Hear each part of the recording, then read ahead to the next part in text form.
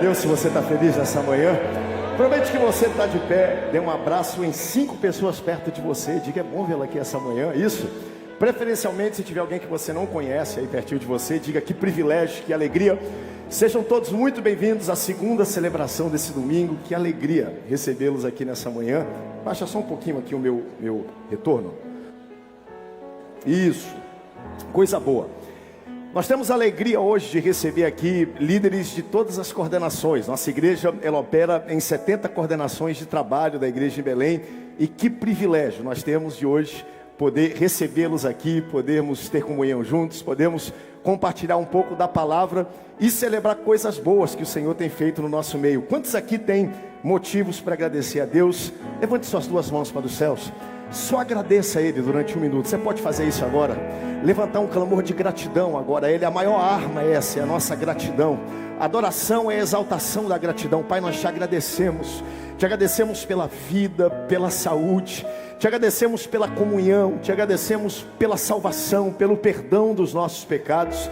Te agradecemos, Pai, porque um dia da tua presciência, tu nos vistes, Pai. Tu nos escolhestes, chamastes para uma missão.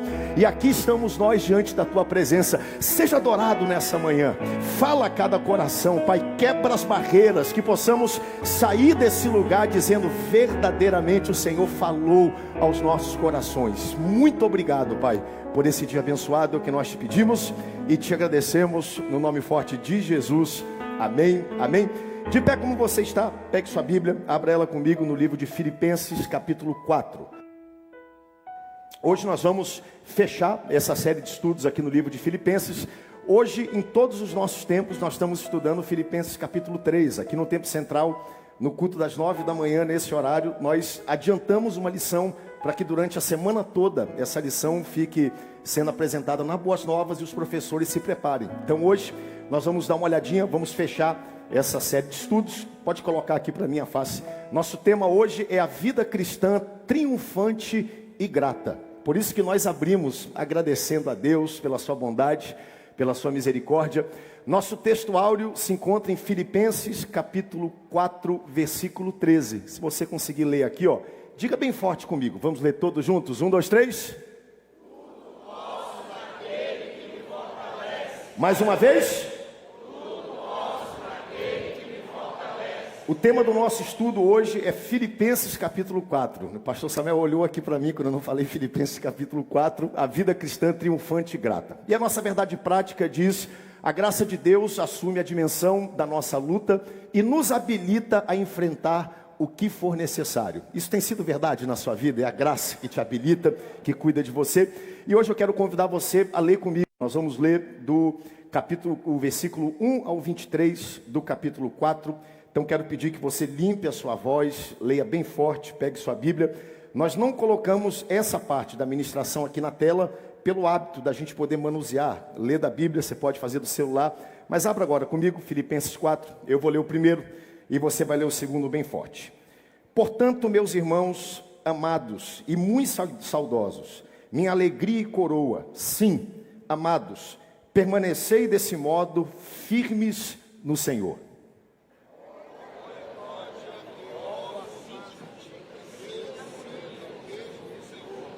A ti, fiel companheiro de jugo, também peço que as auxiliares, pois juntas se esforçaram comigo no Evangelho. Também com Clemente e com os demais cooperadores meus, cujos nomes se encontram no livro da vida.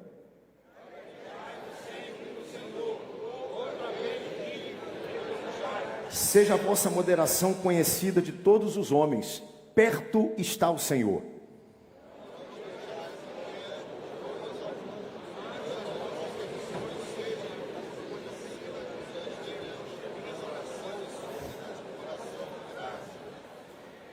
E a paz de Deus, que excede todo entendimento, guardará o vosso coração e a vossa mente em Cristo Jesus.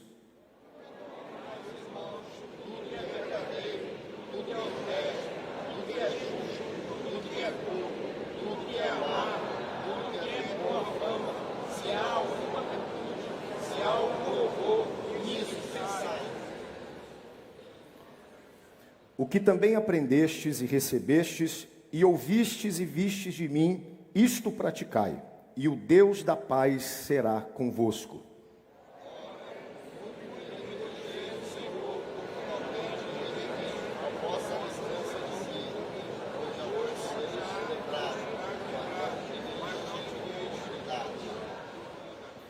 Digo isso não por causa da pobreza, porque aprendi a viver contente em toda e qualquer situação.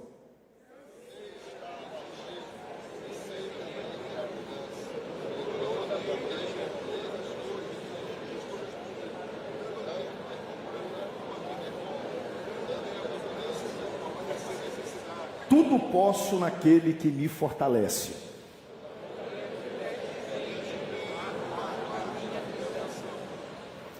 E sabeis também vós, ó Filipenses, que no início do Evangelho, quando parti da Macedônia, nenhuma igreja se associou comigo no tocante a dar e receber, senão unicamente a vós outros.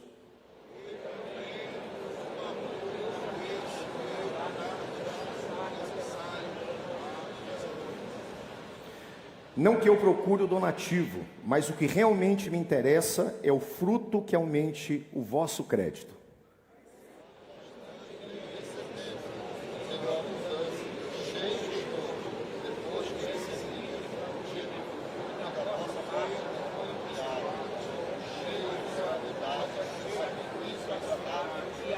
E o meu Deus, segundo as suas riquezas em glória, há de suprir em Cristo Jesus cada uma das vossas necessidades.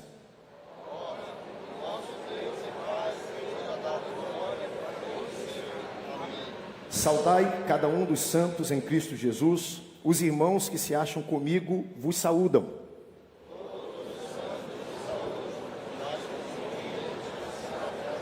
A graça do Senhor Jesus Cristo seja com o vosso espírito. Louvado seja o nome do Senhor. Tome seu assento, corpo sentado, mas a alma de pé nessa manhã.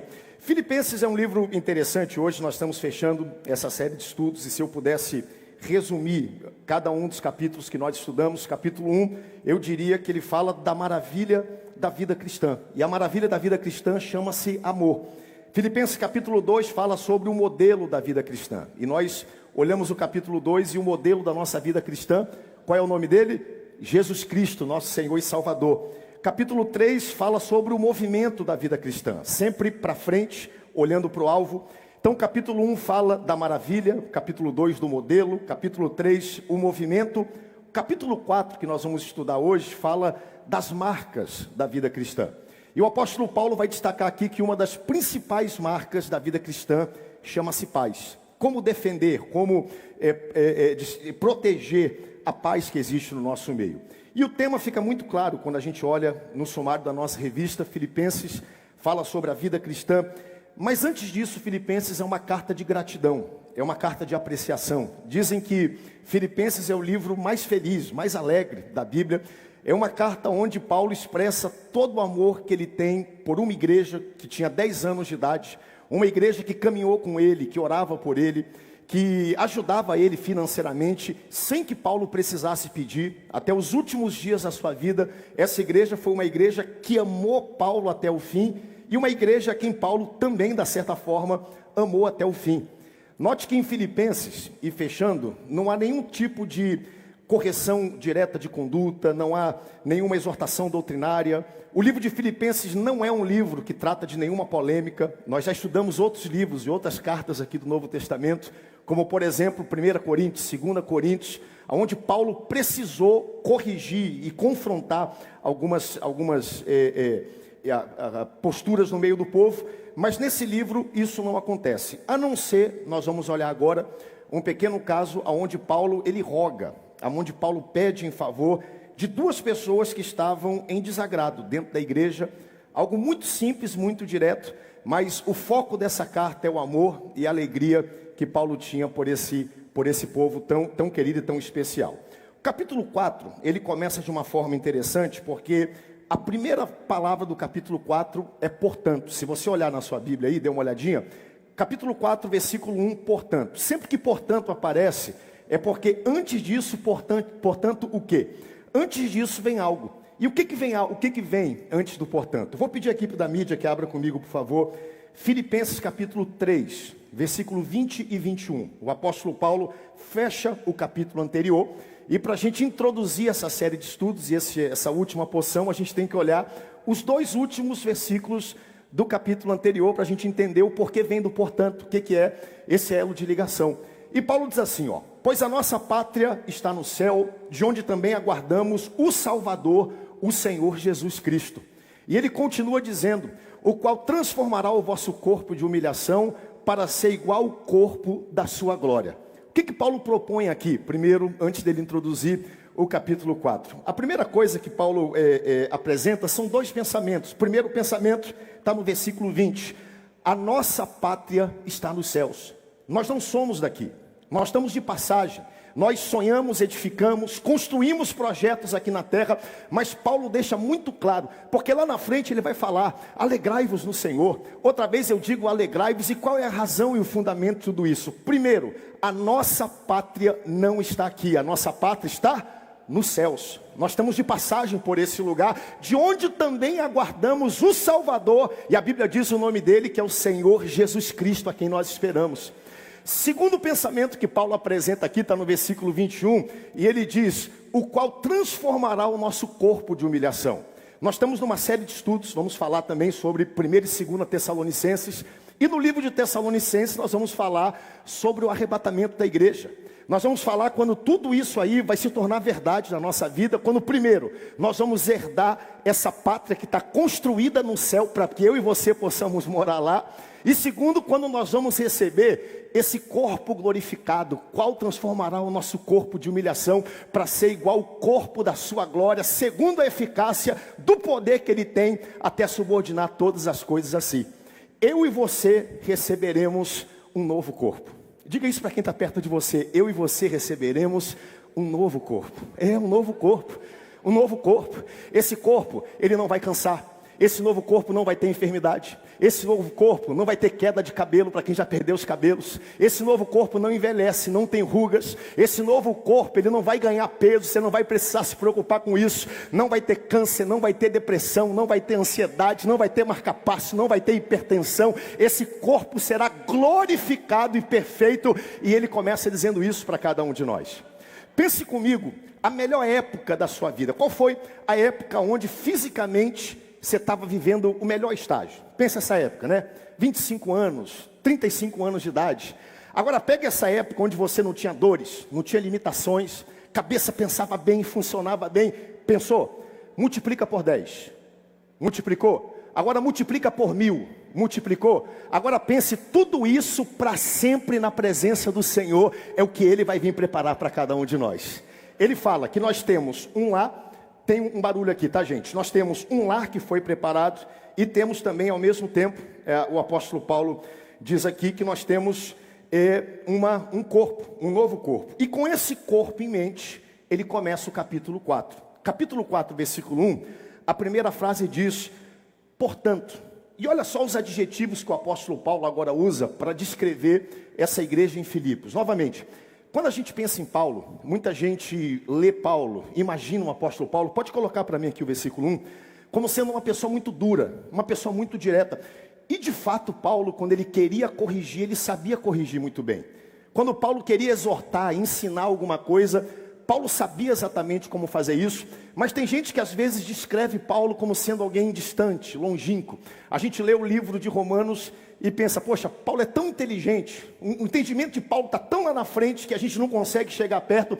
Obviamente que quem diz isso não conhece o apóstolo Paulo, porque isso aqui é a essência do que é o apóstolo Paulo. Novamente, ele está escrevendo, fechando essa carta para a igreja de Filipos, ele diz, portanto, ou seja, depois de entender que nós temos uma nova pátria, depois de entender que nós temos um novo corpo que ele vai preparar para cada um de nós, meus irmãos, amados, muito saudosos, olha só, eu tenho saudade, eu tenho vontade de estar perto de vocês.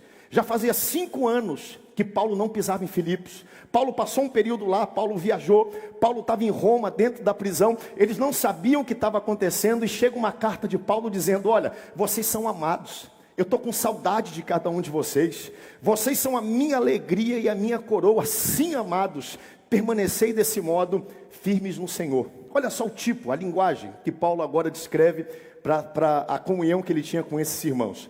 Eu mencionei na abertura que o livro de Filipenses ele não tem nenhuma polêmica. E de fato não é um livro de correção doutrinária, não é um livro de confronto. Mas a única coisa que nós vamos ver agora aqui no capítulo 4 é que aparentemente havia um desacerto entre duas pessoas prevalentes e predominantes dentro daquela igreja. E Paulo identifica agora no capítulo 4 quem são essas duas pessoas. E Paulo agora também ajuda, conclama toda a congregação, toda a igreja a ajudar para que esse problema fosse resolvido novamente. Capítulo 1 nós falamos sobre a maravilha da vida cristã. Capítulo 2 sobre o modelo da vida cristã que é Jesus. Capítulo 3 sobre o movimento, sobre o alvo. Pastor Samuel ministrou aqui na última semana. Não se impressionem com o que está acontecendo de mal ao nosso redor. Prossigam, sigam em frente. Agora no capítulo 4, ele vai falar sobre as marcas da vida cristã. E a principal marca que ele destaca aqui é a paz. E visando proteger a paz dessa comunidade, Paulo agora vai orientar. E Paulo, claro, vai de alguma forma tentar sanar esse desacerto que havia entre duas pessoas, nesse caso aqui, duas mulheres, que ele identifica o nome e ele ministra sobre isso.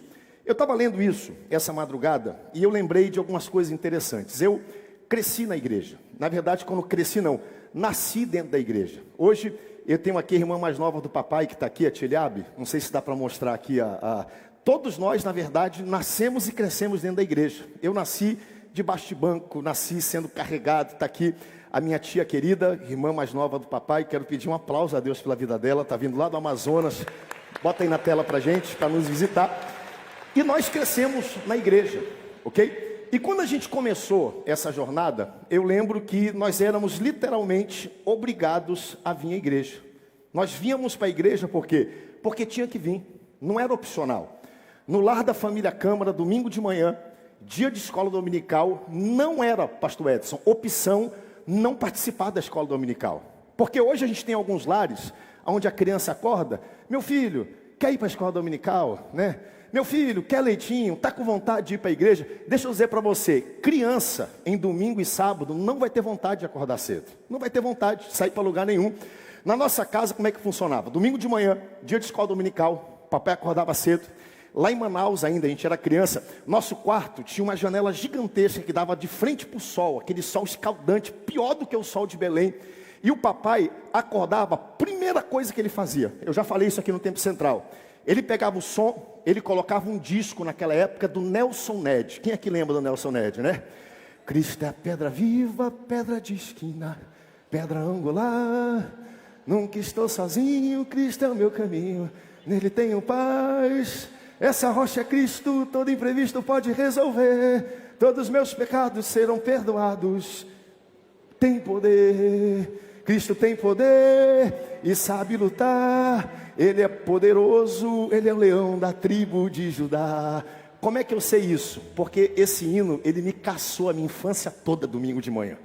Papai ligava isso, abria a porta do quarto, desligava o ar-condicionado, abria a janela, aquele sol entrava no quarto e a gente tinha que levantar, não era opção. Vim para a igreja era algo mandatório. Eu comecei a minha vida cristã tendo que ser obrigado para vir para a igreja. Mas olha como é interessante, o tempo foi passando, fui tendo as minhas experiências pessoais com Deus, e depois de um tempo eu comecei a querer vir para a igreja. A gente começa primeiro sendo levado, depois tem uma experiência, a gente começa a querer vir. E agora tudo mudou, porque agora não era eu mais vindo porque era obrigado, era eu vindo porque eu queria vir para a igreja. Uma mudança completa, um paradigma foi mudado. Comecei a querer servir, comecei a querer me envolver, comecei a querer trabalhar com jovens, senti um chamado de Deus no coração. E aí depois disso comecei a estudar, preparar para o ministério, fui para o seminário e de não querer vir, passei a querer vir. E depois querer pregar para que as outras pessoas que não quisessem vir, passassem a querer vir para a igreja também. Você entendeu o que eu disse? Esse foi o processo. Por quê? Porque é assim que funciona. A gente começa, e de lá para cá, já são aí 16 anos, pastoreando diretamente igreja. E eu já vivi e já vi tudo o que acontece dentro de igreja. Tudo que pode acontecer. Acertos, desacertos, problemas. A gente vai crescendo e a gente vai aprendendo tudo isso. E eu me identifico exatamente com o que o apóstolo Paulo está escrevendo aqui nesse texto. Quantos pastores nós temos aqui nessa manhã? Levantem a mão, pastores e líderes aqui. A gente sabe, a gente se identifica com o que Paulo está dizendo. O que Paulo está fazendo aqui, e é interessante, eu amo porque Paulo é muito categórico. Paulo aqui apresenta, gente, o coração da igreja. Paulo aqui apresenta o cerne da missão da igreja. Gente, igreja é feita para cuidar de gente. Igreja é feita para cuidar e apacentar gente. Igreja não é patrimônio, igreja não é prédio, igreja não é estatuto, igreja não é placa, igreja não é nada disso que muitas vezes nós olhamos. Igreja são seres humanos de carne e osso, como eu e você que estamos aqui nessa manhã. Igreja é feita de gente, e gente tem o quê? Problema. Gente tem dificuldade. Gente de alguma forma não entende bem e às vezes acha que tem que ser de um jeito diferente, bate de frente. E eu aprendi com o papai desde muito cedo que curral cheio é curral sujo. Sempre que a gente tem muita gente, pode ter certeza, vai ter muita bênção, vai ter muita bênção, vai ter muito milagre, vai ter muito milagre, vai ter muita alegria, vai ter alegria demais. Deus vai curar, vai transformar, vai ter testemunho. Agora, vai ter dificuldade, pode ter certeza, vai ter muita dificuldade. Conta a história que uma vez um pastor pediu para Deus, tinha 100 pessoas na igreja, e ele falou: Senhor, eu queria tanto que tu multiplicasses, que tu abrisses e alargasses a minha tenda e levasse o ministério além, que a igreja crescesse, e eu oro e creio por 1000 pessoas. Deus olhou do céu e falou: tá bom, vou te dar 1000 pessoas. Uma semana depois, começou a dar tanto problema na igreja, começou a dar briga, começou a dar dissensão, gente começou a não se entender direito. O pastor voltou para o lugar de oração, falou: Senhor, eu pedi uma igreja com 1000 pessoas, parece que abriu a porta da caverna, é problema para tudo que é lado. Deus vira para ele e fala: meu filho, antes de eu te dar uma igreja com 1000 pessoas, eu vou te dar os problemas que 1000 pessoas trazem, para ver se tu é fiel com o problema de 1000 pessoas. Depois disso, eu vou te dar. Gente tem dificuldade. Paulo está tratando aqui do cerne, do coração da igreja. Por quê? Paulo se importava com pessoas. Porque Paulo amava essa igreja. Paulo era um pastor no estrito senso da palavra. O ponto 2 aí diz: Paulo queria promover relacionamentos curados no coração dessa igreja. Ele fala da estabilidade espiritual, mas agora o desejo do apóstolo Paulo é curar relacionamentos. E o versículo 2 diz assim: rogo a Evódia e rogo a Sintique que pensem concordemente no Senhor. Eu acho interessante esse texto. Bota para mim aqui na tela, gente, isso. Por quê? Porque Paulo usa aqui um termo que a gente viu lá em Romanos, né? Rogo-vos, pois, pela misericórdia de Cristo, que apresenteis o vosso corpo como sacrifício vivo. Paulo olha e ele ama tanto que ele está dizendo: gente, eu rogo, quase que eu imploro a vocês. Note que nós não sabemos o que é. Paulo não faz questão também de dizer o que é, de espalhar fofoca, dissensão. Não sabemos o que é. Paulo não faz questão de dizer o que é, mas ele faz questão de dizer aquelas duas pessoas: nós precisamos resolver isso. A paz precisa voltar a reinar acerca desse ponto. Podia ser uma questão de relacionamento interpessoal, talvez uma questão de 8, podia ser qualquer coisa, mas o fato é, Paulo agora se põe a rogar, e Paulo pede: pensem concordemente no Senhor. Nós entendemos e olhamos aqui para esse texto, e fica claro que essas duas pessoas eram pessoas proeminentes na vida da igreja. Tanto que no próximo versículo, a gente vai olhar daqui a pouco, Paulo agora, ele de certa forma pede, e ele sugere que a igreja toda trabalhe junto para que essas pessoas andassem em concordância, para que elas pudessem construir essa história junto. E é tão interessante como a história da igreja de Filipe acontece. Por quê? Porque 10 anos antes, quando Paulo planta essa igreja, Atos capítulo 16 é uma história linda, fantástica, para a gente colocar aqui em perspectiva. Paulo estava na sua segunda viagem missionária, pregando o evangelho. Tem um mapa aí, Rubens, aquele mapinha que eu usei? Se tiver na primeira aula, coloca aqui para mim. E Paulo tinha um desejo muito grande de pregar o evangelho na Ásia. A gente sabe disso. Efetivamente, lá na frente, Deus até permitiu que Paulo fosse pregar o evangelho na Ásia. Paulo está aqui, ó, pregando nessa região aqui de Mísia, aqui de Colosso. O desejo de Paulo era vir aqui para esse lado aqui, ó, pregar o evangelho na Ásia. Era o sonho. Ele tinha um chamado, o coração dele ardia para ir àquele local. Qual é o problema? A Bíblia diz que o Espírito fez o quê? Impediu a Paulo. O Espírito disse: Paulo, eu não vou permitir que tu pregues e que tu vá lá agora, porque tem horas que Deus fala assim. Não é bom quando Deus fala assim, quando a gente tem um sonho, um projeto, e Deus libera, chancela um projeto nosso? Tem horas que Deus fala não, e a gente às vezes acha que Deus não falou, mas Deus falou, Ele falou não. E tem horas que Deus fala, não agora, porque lá na frente as portas vão se abrir e você vai cumprir o propósito do seu coração.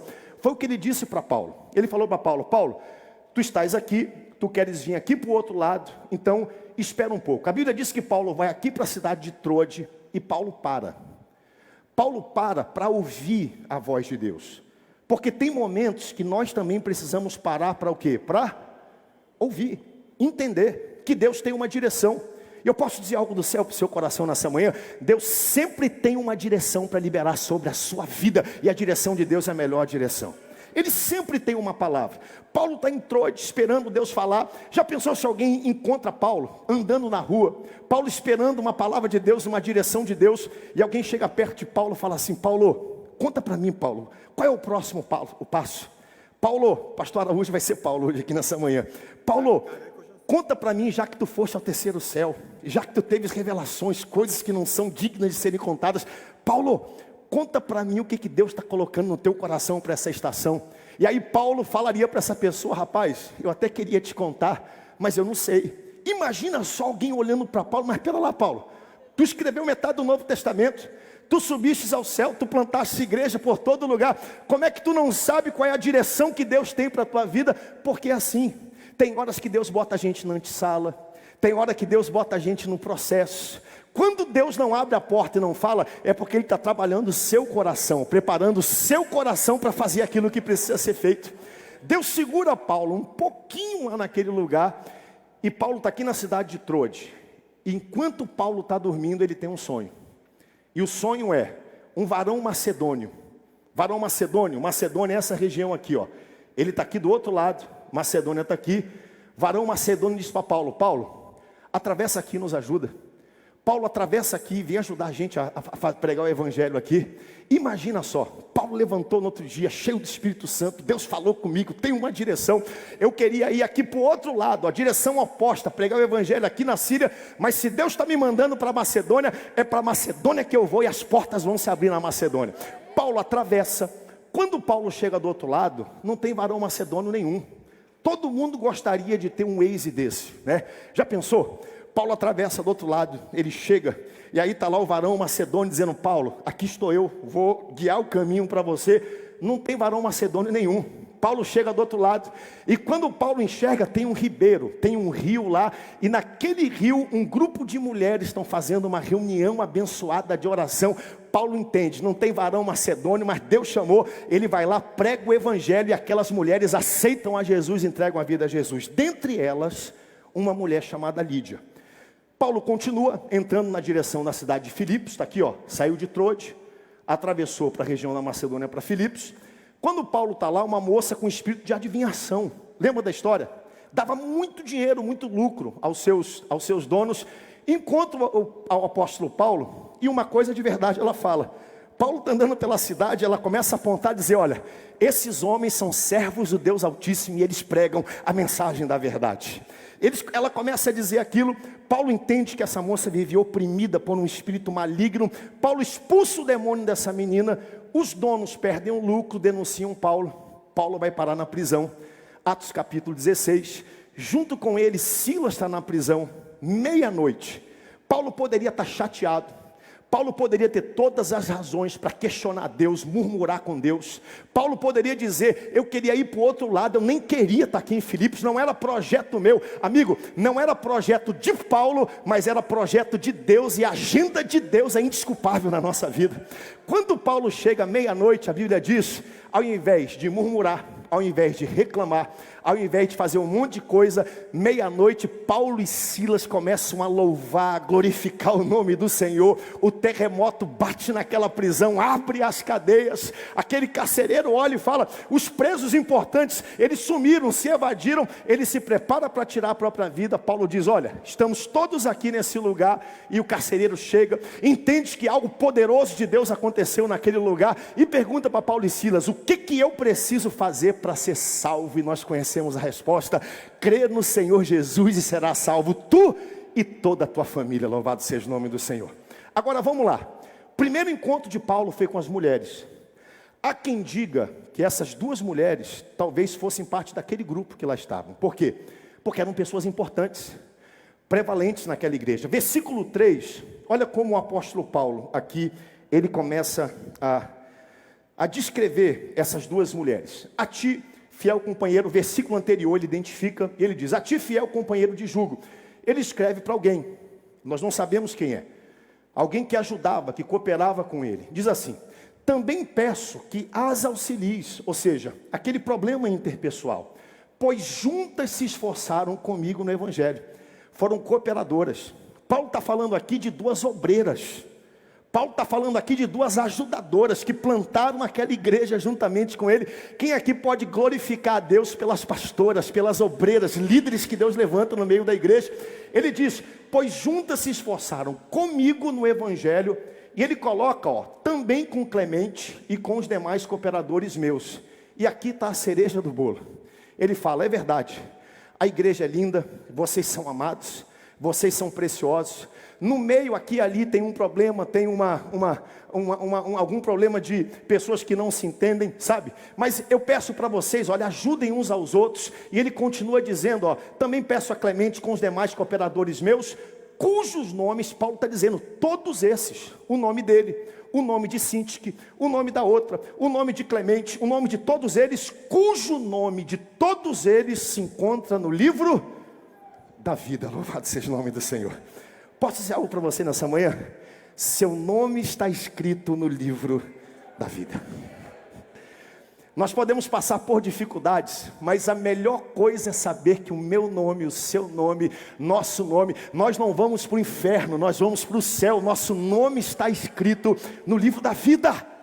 Lucas capítulo 10, os discípulos procuram Jesus, foram expulsar demônios uma das primeiras vezes, voltaram empolgados, dizendo, Senhor, em teu nome nós expulsamos demônios. Traduzido, não é que funciona esse negócio? A gente nem sabia que dava certo. Tinha uma pessoa endemoniada, nós falamos em nome de Jesus, seja liberta. E ela foi liberta. Os discípulos voltam pulando. Eles voltam impressionados com o poder que havia no nome de Jesus. Jesus fica olhando aquele negócio. Jesus olha para os discípulos e falou, é verdade. É bom demais, né? Se alegre mesmo, é bom. Meu nome é poderoso, meu nome tem poder, meu nome quebra barreiras, meu nome liberta as pessoas. Mas isso não é motivo de alegria. Se alegrem porque vocês têm o nome de vocês escrito no livro da vida. Nosso nome está escrito no livro da vida. A despeito dos problemas, meu nome está escrito no livro da vida. Seu nome também está escrito no livro da vida. E Paulo está dizendo, porque o seu nome está escrito no livro da vida, nós entramos no versículo de número 4. Alegrai-vos sempre no Senhor. Outra vez eu digo, alegrai-vos. E ele muda o foco. Ele começa a dizer no versículo 6 em diante, não andeis, próximo versículo 6, não andeis ansiosos por coisa alguma. Vou parar aqui. Eu tenho falado sobre isso aqui no Tempo Central há algum tempo. Um dos maiores problemas que o mundo enfrenta chama-se ansiedade. Todos nós sabemos disso. O Brasil, para você ter uma ideia, é campeão. O Brasil tem o maior número de pessoas ansiosas do mundo. Dados da OMS, você pode olhar depois e conferir. No Brasil, 9,3% da população sofre transtorno de ansiedade. Não é que tem ansiedade não, é que essa ansiedade já se apresentou e já se instalou, que agora essa pessoa, ela presencia algum tipo de transtorno. 18 milhões de brasileiros hoje sofrem algum tipo de transtorno. Isso entra nas faculdades, universidades, isso se expressa dentro da família e lamentavelmente nós somos uma amostragem do que é a sociedade. Isso também se demonstra dentro da igreja e a Bíblia tem resposta para isso.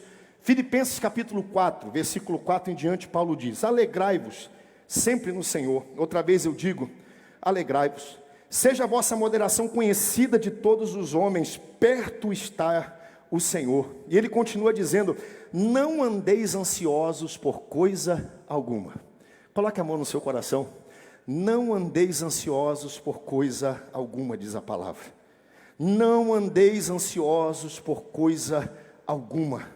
Em tudo, porém, sejam conhecidas diante de Deus as vossas petições, pela oração, pela súplica, com ações de graças, e a paz de Deus, que excede todo entendimento, guardará o vosso coração e a vossa mente em Cristo Jesus. Finalmente, irmãos, tudo que é verdadeiro, tudo que é respeitável, tudo que é justo, tudo que é puro, tudo que é amável, tudo que é de boa fama, se alguma virtude, algum louvor existe, seja isso que ocupe o vosso pensamento. Louvado seja o Senhor. Se eu pudesse hoje parar, e eu já me encaminho para o fim, e colocar você com uma Bíblia e um caderno na mão, e dissesse para você: leia a Bíblia toda, de capa a capa, de Gênesis a Apocalipse, pegue toda a Bíblia, faça uma amostragem, por favor, anote nesse caderno todas as diretivas de Deus. Anote nesse caderno quais são as ordens claras, as instruções diretas que Deus dá à humanidade. Faça conta de quantas são. E eu pergunto para você: qual seria a ordem e a instrução que mais apareceria na Bíblia? Você sabe qual é? De tudo que a Bíblia tem para dizer, sabe qual é? Não temas. Não temas. Mais de 300 vezes e 300 formas a palavra de Deus para o seu povo, a principal direção que Deus tem para a sua igreja e para o seu povo é: não temas. Isso aparece de diversas formas. A Bíblia diz: não temas, não tenha medo, se acalme, respire, espere um pouco, porque eu tenho uma direção para a tua vida. Senta, toma uma cuia de açaí, relaxa um pouco, toma um café, as coisas vão dar certo, eu estou no governo. 300 vezes, de 300 formas, Deus comunica para o seu povo não temer. E o fato de Deus repetir muitas vezes, não é porque Deus precisa dizer não, é porque nós precisamos ouvir isso. Nós precisamos saber que nós não precisamos temer. Isso diz menos sobre Deus e mais acerca de nós e a tendência que o ser humano tem de ceder e sucumbir acerca da ansiedade. Nós somos um povo hoje consumido pela ansiedade. O que é a ansiedade? Ansiedade, por definição, sentimento, inquietação interna, preocupação alimentada por medos e problemas que na maior parte das vezes nunca vão acontecer. 90% do que ocupa a sua mente, você fica processando, gastando energia, você perde o sono, você não consegue meditar e não consegue colocar sua atenção e foco naquilo que realmente interessa. 90% do que ocupa a sua mente, na maior parte das vezes, nunca vai acontecer. Tem uma definição de ansiedade que para mim é a melhor de todas: é o ladrão emocional que rouba a paz de hoje na antecipação do amanhã. Diga comigo: é o ladrão emocional. Ladrão emocional rouba a paz de hoje em antecipação de amanhã. O interessante é que João 10:10, a Bíblia descreve Satanás como ladrão. Ele vem para quê? Roubar, matar e destruir. A primeira coisa que ele faz é roubar. Pastor, roubar o quê? Aquilo que Deus nos dá. E qual é o principal ativo emocional que Deus coloca no seu coração? Atenção para isso. Tudo que Deus dá, o diabo quer roubar. Tudo que Deus entrega para você, o diabo quer tirar. Jesus pisou nessa terra e falou: os homens não podem dar paz, os homens não podem promover paz, mas eu sou o príncipe da paz e eu tenho uma paz para dar para vocês que ninguém pode dar. O principal ativo que o diabo tenta tirar é a nossa paz. E a maneira que ele faz isso nos dias de hoje, e as pesquisas estão mostrando, é justamente através da ansiedade. Preocupação, sabe? Preocupação desperdiçada. É aquilo que a gente nem vai acontecer, mas tira o sono, tira a sua atenção. E o que Paulo está dizendo aqui nesse texto? No capítulo 4, Paulo está escrevendo. Capítulo 4, na verdade, é uma conversa, é uma instrução, é uma doutrina, é um ensino que Paulo está trazendo à igreja de Filipe, a igreja que nós conhecemos lá na região da Macedônia, que Paulo plantou. E Paulo está escrevendo isso aqui, amigos, para os crentes. Atenção, Paulo não está escrevendo essa carta para ímpios, para pessoas que estavam numa vida de pecado. Paulo está escrevendo tudo isso aqui para os fiéis, para ser distribuído e lido dentro da igreja que tinha 10 anos de idade, que Paulo plantou e edificou naquela região. E ele está dizendo, num mundo de muita ansiedade, não temam. Num mundo consumido por ansiedade, não tenham ansiedade por coisa alguma. Quando a gente vê um dado como esse, a reflexão que se faz é possível ser exceção no mundo de hoje? É possível nadar contra a correnteza? Porque hoje o que nós estamos vendo? É uma torrente, pessoas doentes, ansiedade, tudo isso acontecendo. E muita gente pergunta, será que é possível a gente ser exceção, ser diferente? E há quem olhe para esse tipo de afirmação e fale assim, poxa, vocês que são evangélicos se acham melhor do que todos. Não é se achar melhor não, é decidir viver diferente. É decidir aplicar outros princípios e outros valores. E por toda a Bíblia, nós temos exemplos e casos de pessoas e oportunidades aonde Deus permitiu alguém ser exceção. Por toda a Bíblia. Não se entra numa fornalha e sai da fornalha sem cheiro nenhum de fumaça, mas com os meninos hebreus, Deus fez uma exceção. Não se entra numa cova de leões e sai da cova de leões sem nenhum tipo de arranhão e sangramento, mas com Daniel, Deus fez uma exceção. Não se circula uma cidade sem nenhuma arma, instrumento de engenharia, se grita e brada e os muros caem, mas com Josué, e aqui a Bíblia diz, no texto que nós lemos de Jericó, Deus faz uma exceção. Um menino que escrevia poemas e que fazia hinos, não derruba gigantes, mas com Davi, Deus faz uma exceção. E aqui eu termino dizendo, não se coloca alguém no túmulo na sexta-feira à tarde, domingo de manhã, a porta se abre, ele ressuscita, mas com Jesus, Deus fez uma exceção. Escute, se ele fez com os hebreus, se ele fez com Daniel, se ele fez com Israel, se ele fez com Davi, se ele fez com Jesus, ele é poderoso para agir na sua vida, e no mundo de igual nós podemos ser diferentes. No mundo onde todo mundo é oprimido de certa forma, por essa pressão, ansiedade, nós podemos ser diferentes. Vamos lá, como é que nós podemos fazer isso? É a grande pergunta, é o que Paulo responde aqui. Posso contar para vocês o que Paulo contou para eles, sim ou não? Posso compartilhar com vocês o que Paulo compartilhou com aquele povo? Primeiro segredo, aqui que eu tiro desse texto, é que Paulo sugere, e note que o livro de Filipenses, é um livro assim fluido, é um livro onde Paulo não confronta. O que Paulo sugere? Paulo sugere alguns ajustes, porque às vezes a gente procura uma fórmula mágica, a gente quer alguma coisa que eu aplique 2, 3 passos e que resolva todos os meus problemas, e o evangelho, na verdade, a mente humana não funciona assim. Paulo vai sugerir agora alguns pequenos ajustes que podem ser feitos na vida, coisas pequenas que às vezes a gente releva, a gente acha que não precisa fazer, mas ele ensina aqui nesse texto. Primeiro ajuste, um ajuste de percepção. Porque na maior parte das vezes, quando a gente lida com ansiedade, não é o que nós vemos, mas é como nós enxergamos. A maior parte das vezes o problema não é o problema em si, é como nós processamos, não é um evento, um acontecimento, é a nossa interpretação do que esse problema significa. Eu falei para vocês da igreja em Filipe, na Macedônia. Sabe onde é que Paulo estava quando escreveu essa carta? Paulo estava na prisão, gente. Paulo estava preso. O interessante é que a igreja em Filipe explodiu a partir de uma prisão. Olha só que dicotomia. Atos capítulo 16, aquele momento da prisão, aquele carcereiro convidou, levou para casa, a igreja cresceu, explodiu. Paulo está dentro de uma prisão, e aqui eu quero deixar algo ao seu coração. Paulo era profissional de prisão. Paulo sabia o que era prisão. Paulo sabia que prisão tem data para começar e tem data para terminar. Paulo sabia que vale tem data para começar e vale para terminar. Paulo entendeu que deserto tem hora para começar e tem hora para terminar. E Paulo não se deixou definir pelo deserto que ele estava passando. Porque o que o diabo quer? Ele quer colocar você dentro de uma prisão e quer mostrar para você, daqui para frente a sua vida vai ser só prisão.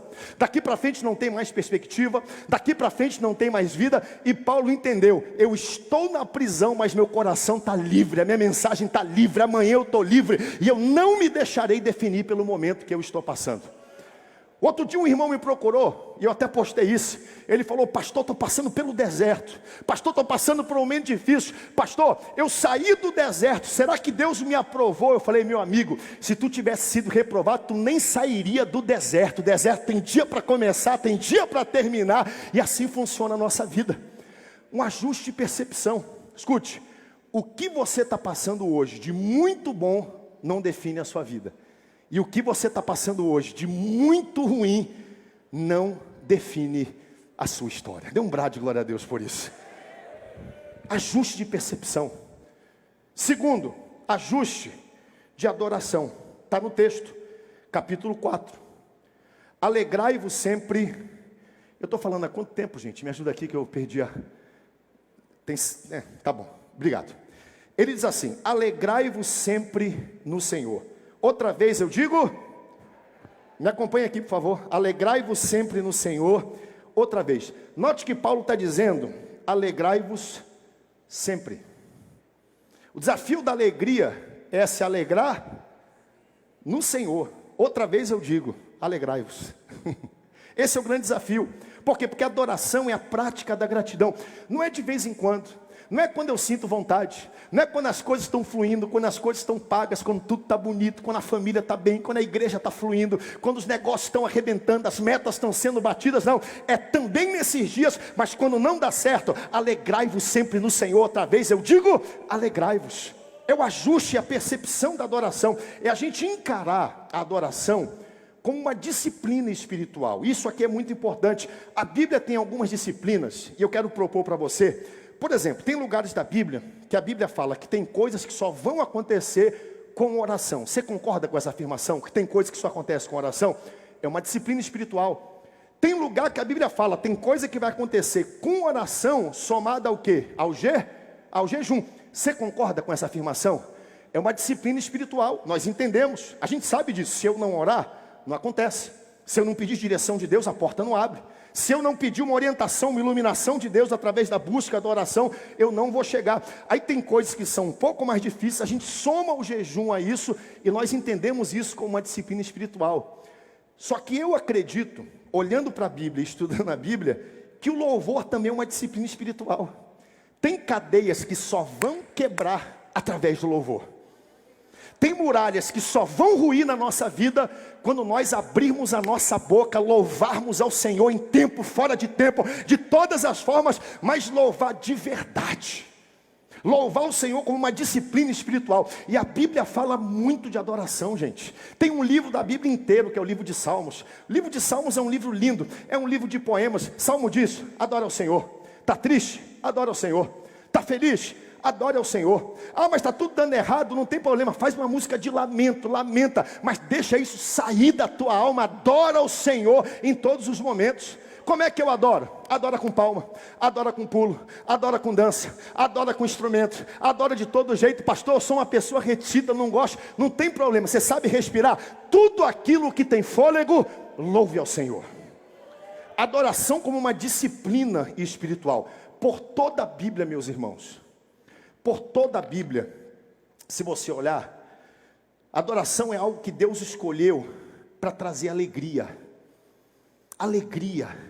E aonde a alegria do céu entra, a depressão tem que sair, a ansiedade tem que sair.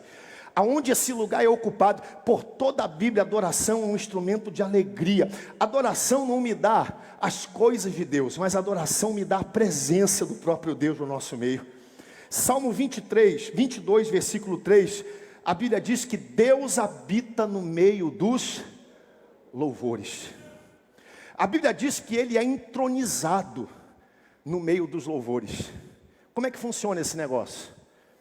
Deixa eu passar aqui, minha irmã, rapidinho. Desculpa, só passar aqui atrás. Tem adorador aqui nesse coral? Tem adorador aqui? Tem gente?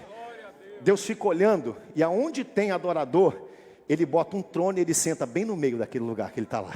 E Ele fica lá. É o que a Bíblia diz.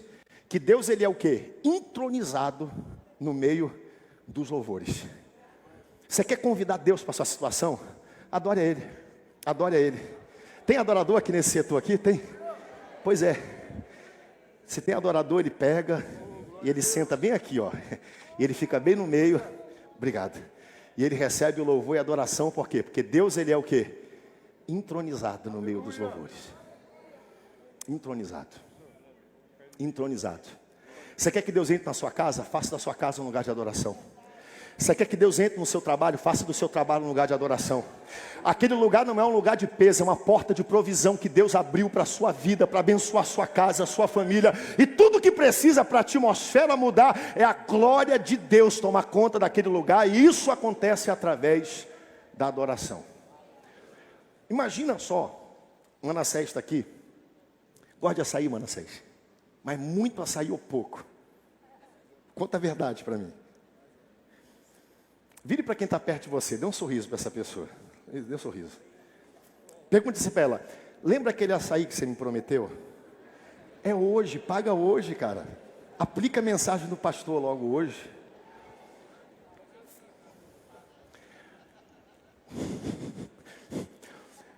Vou convidar o Manassés para comer açaí na minha casa. Glória a Deus. Imagina se eu convido o Manassés para comer açaí lá em casa e tem açaí lá em casa. Tem açaí. Peixe frito. pratiqueira, carne seca, tapioca, suco de taperebá. E eu falo assim, Manassés, eu tenho pena de que não é paraense, que não conhece essas comidas.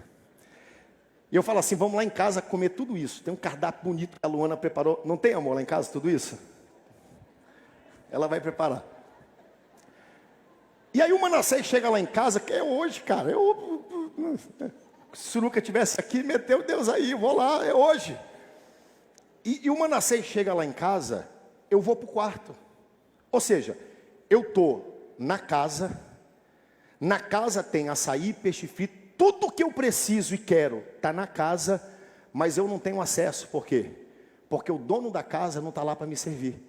Eu não sei, o açaí está congelado, tem que bater? Onde é que está a cuia? Onde é que está a tapioca? O peixe está frito, não está frito, está no fogão? Vai pedir pelo iFood, né? A gente vai orar para Deus multiplicar, porque não tem, alguma coisa vai acontecer. Ou seja, ele está lá, o dono da casa está na casa, a provisão está na casa, mas a bênção só acontece se o dono da casa se manifestar e aparecer. Tem coisas que a provisão está na casa. O dono tem poder para fazer, mas ele só sincroniza e senta no nosso meio quando tem o quê? Ele quer aparecer, ele quer se manifestar, mas a Bíblia diz que Deus habita no meio dos louvores. É lindo demais quando a igreja adora Jesus. É lindo demais quando a gente vem para a igreja, e esse é o poder da comunhão, o poder de congregar, porque às vezes a gente acha que meu problema é o maior problema do mundo, Deus não está me vendo, que eu tenho algo insondável, que ninguém pode resolver, aí de repente senta alguém do meu lado com 3 vezes mais problema, 2 vezes menos condições, e a pessoa está pulando, saltando, adorando a Jesus, e esse negócio pega, meu irmão, vai pulando de cadeira em cadeira, vai contagiando o nosso coração, e esse é o poder da adoração. Alegrai-vos sempre no Senhor. Outra vez eu digo, alegrai-vos. Essa é a receita. Alguém pode dizer assim, pastor, essa mensagem é simplista demais para mim, eu tenho um quadro de depressão clínica, isso não se aplica a mim. Ok, pode não se aplicar para você, vai se aplicar a 99% dos casos, e talvez precaver esse caso que você tem. Por quê? Porque é um segredo. Paulo está dizendo, alegrai-vos. Outra vez eu digo para vocês, alegrai-vos. A adoração, ela traz alívio, a adoração quebra cadeias. Paulo e Silas na prisão, isso é uma metáfora. Por quê? Porque cadeias da mente vão ser quebradas em nome do Senhor Jesus. Cadeias da depressão, da ansiedade são quebradas através da adoração. Ajuste de percepção. Segundo, ajuste de adoração. Terceiro, ajuste de oração. Ele sugere aqui, quando ele pega no texto, ele diz versículo 6. Gente, não andeis ansiosos, versículo 6. Não andeis ansiosos por coisa alguma. Em tudo, porém, sejam conhecidas diante de Deus as vossas petições, pela oração, pela súplica e pelo quê? Ações de graças. Novamente, quando a gente ora, ajuste de oração. Eu não estou orando para oficiar a Deus. Por quê? Porque Deus já sabe. A Bíblia diz, antes que uma palavra chegue à boca, Ele já sabe. Senhor, Tu me sondas e me conheces, sabe quando deito e levanto. Ainda que uma palavra não tenha chegado à boca, Tu já conheces. Pastor, se Deus, Ele já sabe o porquê eu oro, então para que orar? Atenção para isso. Minha oração e a sua oração nunca vai pegar Deus de surpresa. Não vai pegar.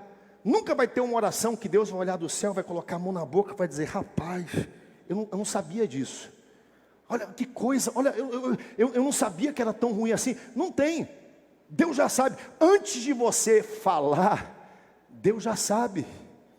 Então, pastor, por que a gente ora? Por que eu oro? Por que eu falo para Deus? E o texto diz, sejam conhecidas diante de Deus vossas petições, oração, súplica, por ação de graça. Porque oração não lembra Deus. Oração lembra a mim, ao meu coração e a minha alma, que Deus está no controle e Ele cuida e governa a minha vida. Elevo os meus olhos para os montes, de onde me virá o socorro? Meu socorro não vem do plano horizontal, meu socorro vem mais de cima, ele vem do Senhor que fez os céus e a terra. Oração é aquele momento onde a gente declara para Deus que Deus tem o controle. É onde eu digo, Senhor, Tu és Deus e eu não sou Deus. Porque parte da nossa depressão e ansiedade é que nós queremos tomar o lugar de Deus.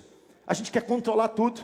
Você quer controlar a sua família, quer controlar o seu futuro, quer controlar a economia do país, o plano econômico do país, quer controlar o dinheiro, quer controlar para onde as coisas estão indo, e a gente acaba descobrindo que nós não controlamos nada, mas esse posto de controle também não está vago. Jesus controla a história da nossa vida, Ele nos guarda e nos protege.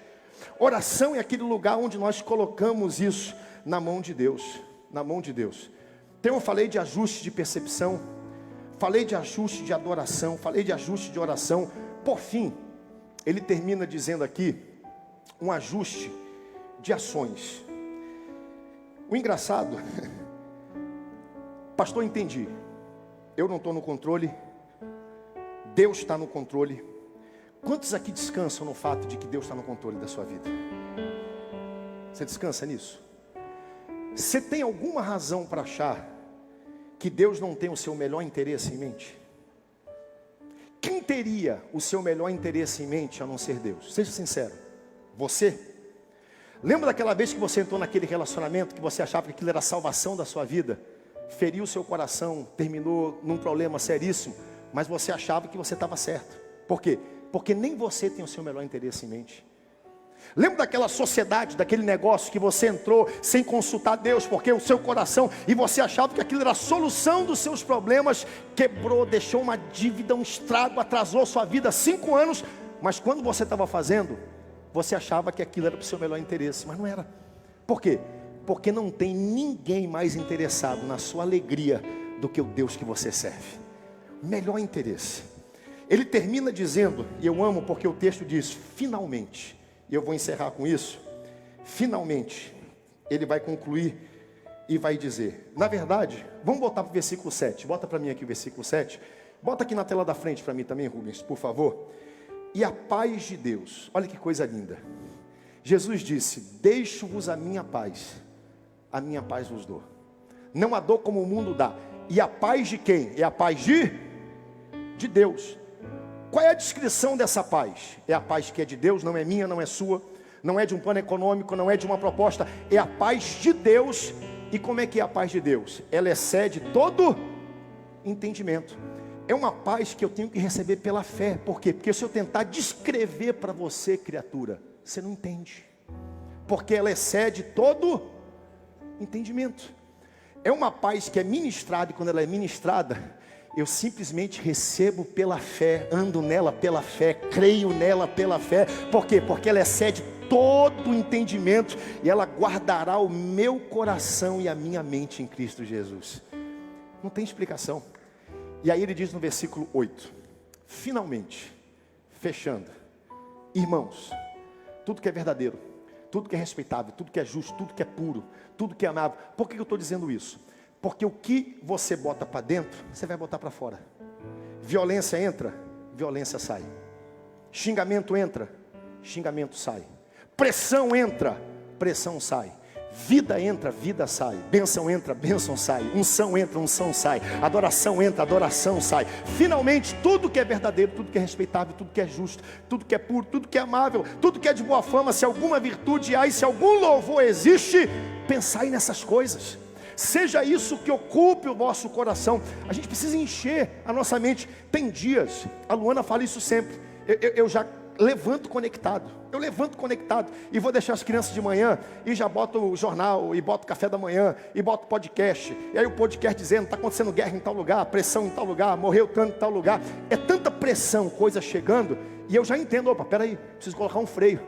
Primeira coisa que vai entrar na minha mente é a palavra de Deus, é a bênção de Deus, notícias boas da parte de Deus, tudo que é puro, respeitável, coisas que vão fluir, que vão ser incubadas dentro do coração e vão frutificar ao longo das minhas ações. Tudo que é puro. E o texto vai terminar, e eu amo isso. Por quê? Porque no versículo 7, bota o 7 aí, diz assim, e a paz de Deus, diga bem forte comigo, paz de Deus. E termina no versículo 9 com o Deus da paz. O que também aprendestes e recebestes de mim, ouvistes e vistes, versículo 9, isso praticai, e o Deus da paz será convosco. Começa com a paz de Deus, e a gente pratica a paz de Deus, sente a paz de Deus, mas não fica aqui, a gente sobe de nível, e agora nós temos o Deus da paz, que será convosco todos os dias. Fique de pé comigo, deixa eu orar com você. liberar você. Dicas práticas que o apóstolo Paulo dá. E eu vou daqui a pouco falar do nosso último ponto. Coloca aqui para mim. Eu coloquei os nossos pontos, falei do ponto 1, falei do perigo da ansiedade, falei da oração da paz de Deus, pensamentos saudáveis. Daqui a pouco eu falo desse último ponto aí, agradecimento e saudações finais. Mas eu quero orar com você nessa manhã. Eu quero orar com você nessa manhã. Eu queria que você levantasse suas duas mãos para os céus agora. A Bíblia diz: alegrai-vos sempre no Senhor. Pastor, não tenho razão nenhuma para me alegrar. É por isso que eu abri dizendo: você tem. Há uma morada preparada no céu que Ele disse para você. Há um corpo celestial que está sendo preparado para você. Esse culto pode nem terminar e você vai herdar essa promessa. Nós vamos estudar em Tessalonicenses. Vai ser num piscar de olhos que isso vai acontecer. E por último nós lemos: seu nome está escrito no livro da vida. Celebre isso. Pai, nós queremos te agradecer nessa manhã. Nós queremos te louvar. Queremos te entregar toda a gratidão no nosso coração pelo que tu tens feito. Que essa alegria, Pai, encha a nossa alma, Pai. Aonde a luz entra, a escuridão tem que sair, Pai. Aonde Deus entra, tudo aquilo que é contrário a Ele precisa sair. Eu te peço agora, mentes saudáveis, Pai. Mentes curadas, em nome do Senhor Jesus. Que essa palavra encontre guarita no nosso coração e gere vida. É o que nós te pedimos e te agradecemos no nome forte de Jesus. Amém, amém e amém. Dê um brado de glória a Deus. Tome seu assento. Vamos louvar o Senhor juntos.